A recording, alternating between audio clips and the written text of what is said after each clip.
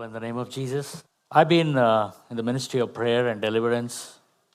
It's been like 20 years, and God has been using me in this this ministry.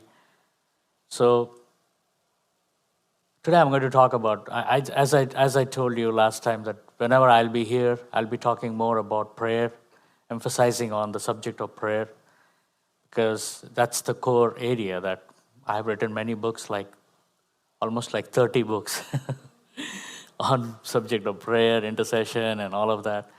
Because I wanted to make the world aware that what prayer is. So today we're going to talk some real things about prayer. So there are all kinds of prayers that the book of Ephesians 6:18 talks about.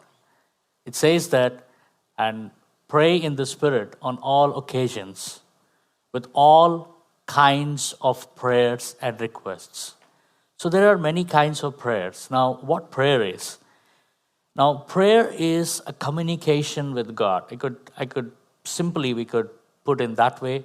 Since our subject is intercession, so I don't want to emphasize on one particular thing, but prayer is communicating with God. I would add some more thing to that. That prayer is entering into the realm of God, into His presence.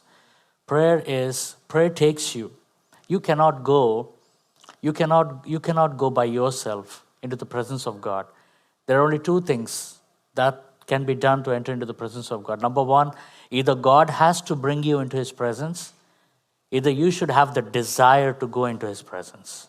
So these are only the two things that makes you go into the presence of God.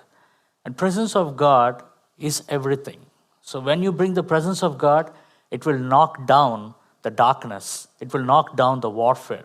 It will destroy all the territories of the enemy and the principalities. You don't have to specially go and bind each demon.